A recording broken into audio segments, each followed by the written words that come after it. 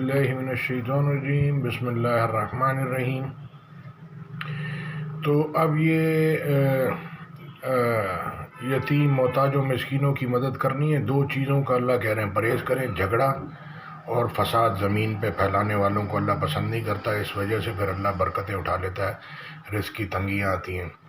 تو اب یہ قرآن میں لوگ اکاؤنٹس کے فگر میں زیادہ انٹرسٹڈ ہوتے ہیں اللہ کے حکم کے بجائے۔ تو قرآن میں حضرت موسیٰ علیہ السلام کا 136 بار ذکر آیا ہے، ابراہیم علیہ السلام کا 69 دفعہ اور نوح علیہ السلام کا 43 دفعہ، یعنی کہ 43، یعنی کہ اور مطلب سب پیغمبروں کا، انبیاء علیہ السلام کا ذکر آیا ہے، ہائیسٹ ان کا آیا ہے۔ تو آیت سنتے ہیں سورہ توبہ کی، وہ کیا بتا رہی ہے۔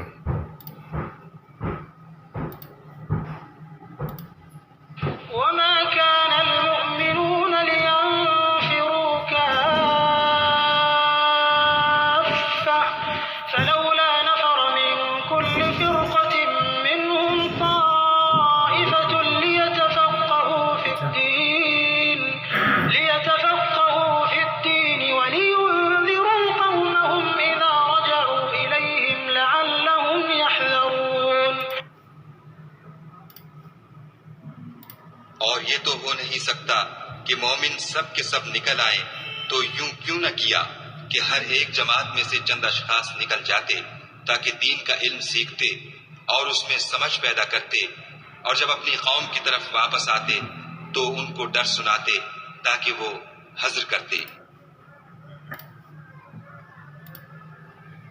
And it is not for the believers to go forth to battle all at once, for there should separate from every division of them a group remaining, to obtain understanding in the religion, and warn their people when they return to them, that they might be cautious. اب یہ industry اور business man کو یہ سارا load اٹھانا ہے، یتیموں محتاجوں کی، مسکینوں کی مدد کرنی ہے، مدرسے مسجدیں چلانی ہیں، گورنمنٹ کے ٹیکس بھرنے ہیں، اور گورنمنٹ کے لوگوں کو رشوت دینی ہے، اور امپورٹ میں یہ جتنے 4 دن تک کسٹم کلیئرنس نہیں ہوتا ان کو رشوتیں دینی ہیں، اس کو مال اچھی طرح چیک کرانا ہے، 3-4 دن، اور ڈیمریج ڈیٹینشن یہ سارا بھرنا ہے۔ اور اس کے بعد پھر اگر اس کو انڈسٹری لگانی ہے تو اپنے لیے جنریٹر 1.5-2 کروڑ روپے کا جنریٹر اس کو لینا پڑے گا، ساتھ میں گیس کا، اپنی گیس کا بندوبست کرے، اپنے پانی کا بندوبست کرے، اور اس کے بعد پھر یہ جاب لیس لوگ روڈ پہ گھوم رہے ہوں گے۔ تو کہنے کا مطلب ہے کہ گورنمنٹ کو ایک جگہ ٹیکس لیتی ہے، دوسری جگہ اس کے آدمی رشوت لیتے ہیں، اور پھر یہ تیسری جگہ اللہ کہہ رہا ہے یتیموں محتاجوں مسکینوں کی، بیواؤں کی مدد کرو۔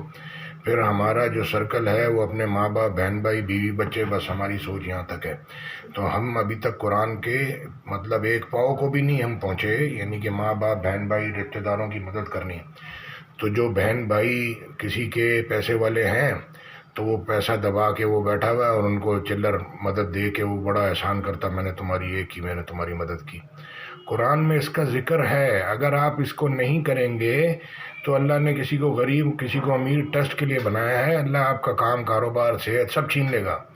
تو آپ کو، ہم کو بچنے کا ایک ہی طریقہ ہے کہ قرآن کو سنیں، سمجھیں۔ آپ نے آج تک جو اعمال کیے ہوں گے وہ نقل پہ کیے ہوں گے، بغیر علم اور بغیر ایمان کے۔ علم، ایمان، اخلاص کے ساتھ کریں، نقل پہ، دکھاوے پہ نہیں چلنا۔ اور اللہ کہہ رہے ہیں ایزا دے کے لوگوں کو احسان جتا کے اپنے اعمال برباد نہیں کر دینا۔